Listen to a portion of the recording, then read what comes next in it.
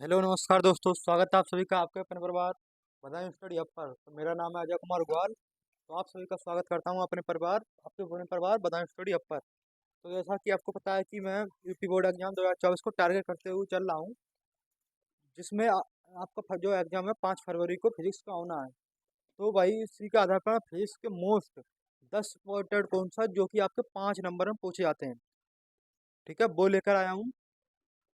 और वो क्वेश्चन है ये कि जो 5 नंबर में आते हैं आपको, और प्रीवियस ईयर क्वेश्चन है ये, हर साल एग्जाम में पूछे जाते हैं। तो आपको बिल्कुल भी मिस नहीं करना है। अगर उससे पहले आप चैनल पर नए, चैनल सब्सक्राइब कर लें और अपने दोस्तों से शेयर कर दें, और ज़्यादा से ज़्यादा इस वीडियो को शेयर करें, ठीक है, अपने दोस्तों के साथ। और एक बात और कि आप लोग कमेंट नहीं करते हो वीडियो के नीचे, एक आध प्यारा सा कमेंट जरूर किया करिए, ठीक है, और थोड़ा मुझे भी सपोर्ट कीजिए। तो चलते हैं बिना किसी देरी किए, आज की इस क्लास को शुरू करते हैं। तो देखते हैं 10 मोस्ट इम्पोर्टेंट क्वेश्चन जो कि आपको 15 नंबर देखे जाने वाले हैं, 5-5 नंबर में आते हैं। इन्हीं क्वेश्चंस में से, बड़े बड़े क्वेश्चंस में से छोटे छोटे क्वेश्चंस बन जाते हैं, 3 नंबर के, 2 नंबर के, 1 नंबर के। तो ये 5 जो 10 क्वेश्चन है 5-5 नंबर वाले, इनमें ये क्वेश्चन लगभग लगभग आपको 25 से 30 नंबर देकर जाने वाले हैं इस बार, ठीक है। तो आपको बिल्कुल भी मिस नहीं करना है। चलिए आज की क्लास को शुरू करते हैं। तो पहला क्वेश्चन देखिए क्या कह रहा है।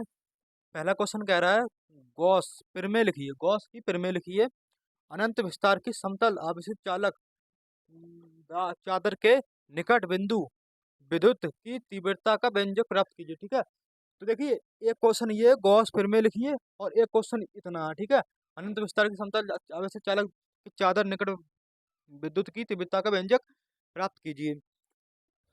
तो इसमें दो क्वेश्चन बने, इसमें दो क्वेश्चन यूं बने।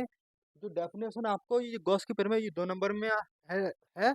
अगर ये लिख कर आते हैं तो आपको 2 नंबर मिलेंगे, और ये दोनों लिख कर आते हैं तो आपको 5 नंबर मिलेंगे।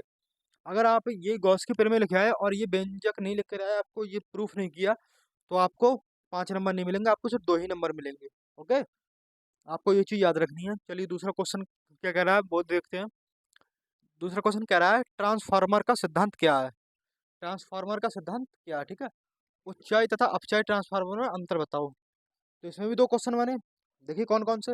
एक तो ट्रांसफार्मर का सिद्धांत क्या है, और दूसरा उच्चाई तथा अपचाई ट्रांसफार्मर में अंतर बताओ। दो क्वेश्चन बने। ये जो क्वेश्चन है ट्रांसफार्मर का सिद्धांत, ये 2 नंबर का है। उच्चाई तथा अपचाई ट्रांसफार्मर में अंतर बताओ, ये 3 नंबर का है। तो 2 और 3 मिलकर हो गए 5। अगर आप केवल ट्रांसफार्मर का सिद्धांत करके आते हो तो आपको 2 नंबर मिलेंगे, और उच्चाई तथा अपचाई दो ट्रांसफार्मर अंतर भी लिख कर आते हो तो आपको इसमें 3 नंबर मिलेंगे। तो 2 और 3 आपको हो जाएंगे 5। ओके, ये चीज बिल्कुल मिस नहीं करनी है, बहुत ही most important question previous year जो आ चुके हैं वही लेकर आए हैं, ठीक है। यूपी बोर्ड जो है वो ज्यादातर प्रीवियस ईयर क्वेश्चन रिपीट करता है। अगर आपने वो कर लिए तो आपके नंबर यहाँ से पक्के, 25 से 30 नंबर पक्के, ठीक है। ये 5 नंबर के क्वेश्चन है, 5-5 नंबर के, तो यहाँ से 25 से 30 नंबर आपके हो जाएंगे मेरे पक्के, ठीक है। 25 से 30 नंबर के हो जाएंगे पक्के। तो देखिए तीसरा क्वेश्चन क्या कह रहा है, बहुत ही मोस्ट इंपोर्टेंट क्वेश्चन है। यंग के द्विध्रुवी प्रयोग में बनने वाले फ्रिंजों की चौड़ाई के लिए व्यंजक व्युत्पन्न कीजिए। यानी जो यंग थे, एक वैज्ञानिक थे, तो उन्होंने फ्रिंजों की चौड़ाई, यानी ये प्रूफ करके दिखाना है, ठीक है। ये बहुत बड़ा आर्टिकल है, डेरिवेशन है ये, तो आपको करके दिखाना है, तभी 5 नंबर बने। 5 नंबर फिजिक्स के मैथ बहुत होते हैं, 5 नंबर फिजिक्स में बहुत लिखना होता है 5 नंबर में। आपको कम से कम 2 से 3 पेज लिखने होते हैं, 2 पेज तो हर हाल में लिखने ही होते हैं फिजिक्स में 5 नंबर के लिए, तभी मिलते हैं, ठीक है। चौथा क्वेश्चन कह रहा है आपसे, गोलीय पृष्ठ के अपवर्तन के सूत्र की सहायता से किसी पतले लेंस की फोकस दूरी का सूत्र स्थापित कीजिए। ये गोली जो पृष्ठ है उसके अपवर्तन के सूत्र की सहायता से किसी पतले लेंस की, यानी ये डेरिवेशन है ये, ठीक है। तो ये डेरिवेशन आपको करके जानी आपने पढ़ी होगी। मैं भी ये करवाऊंगा, सारे क्वेश्चन 5 करवा दूंगा। इस 2-2 3-3 क्वेश्चन उठाऊंगा, मैं सारे करवा दूंगा आपको 5 4 तारीख तक।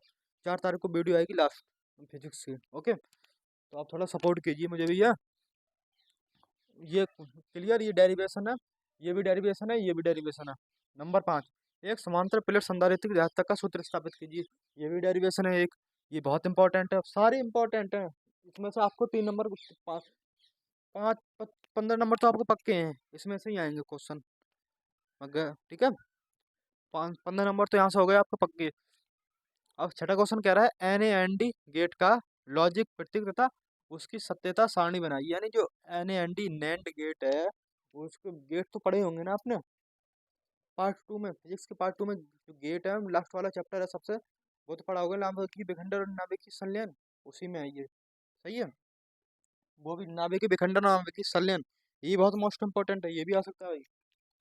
ठीक है, NAND गेट का लॉजिक प्रतीक तथा उसकी सत्यता सारणी बनाइए, ये भी ठीक है, ये बहुत इंपॉर्टेंट है।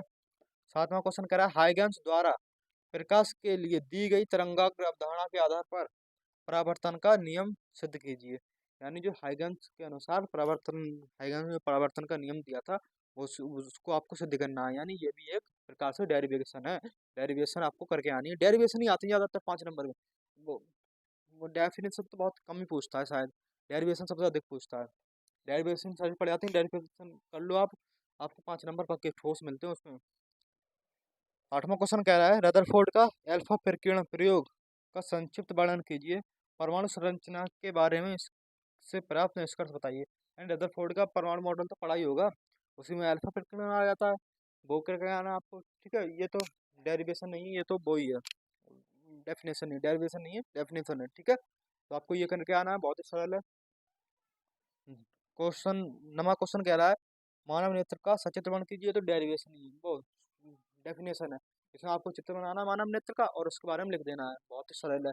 5 नंबर यहाँ से ठोस होंगे आपके। चित्र जरूर बनाना है, लेकिन चित्र जरूर बनाना है, सचित्र बनाना कह रहा है भाई। आखिरी क्वेश्चन क्या कह रहा है 10वां, एम्पियर का परिपथीय नियम क्या है, ये तो 100% आता है भाई। ठीक है, 3 नंबर 2 नंबर में ये क्वेश्चन, एम्पियर मैक्सवेल का संशोधित नियम बताइए तथा इसकी सहायता से विस्थापन धारा समझाइए। ठीक है, दो 2 नंबर और 1 नंबर विस्थापन धारा। तो एम्पियर का परिपथीय नियम तो ये 2 नंबर में पूछ लिया जाता है, और कभी भी 3 नंबर में भी आ जाता है। ठीक है, 5 नंबर में नहीं आता है, सिर्फ एम्पियर का परिपथीय नियम पूछेगा तो ये 3 नंबर में आता है। और ये सारा पूछ लेगा इसमें मैक्सवेल, यानी जो मैक्सवेल वैज्ञानिक थे, उन्होंने एम्पियर एम्पियर में क्या, एम्पियर परिपथीय नियम में क्या संशोधन किया था, वो भी आपको बताना है। तो ये 2 2 नंबर के छोटे छोटे करके आने आपको। और 3 नंबर में ये अकेला ही आता है, एम्पियर का परिपथीय नियम क्या है, ये 3 नंबर में अकेला ही आता है। सही है, तो आपको बिल्कुल मिस नहीं करना है, ये 10 क्वेश्चन थे, आप इसका स्क्रीनशॉट ले सकते हैं, बाद में ले लीजिएगा। ठीक है, तो अगर आपको वीडियो पसंद आई, वीडियो को लाइक करें, चैनल सब्सक्राइब करें, अपने दोस्तों को शेयर करें, और ज़्यादा से ज़्यादा वीडियो को शेयर करें, क्योंकि मैं आपके लिए बहुत मेहनत कर रहा हूँ। और आगामी 2025 एग्जाम जो होगा, उसके लिए भी हमारे चैनल पर रेगुलर क्लास चलती रहेंगी। और आप हमसे जुड़ना बिल्कुल ना भूलें, बताएं चैनल को आप जरूर सब्सक्राइब करने एक बार। तो मिलते हैं किसी एक और नई क्लास के साथ, तब तक के लिए आप अपना ख्याल रखिए। नमस्कार, धन्यवाद।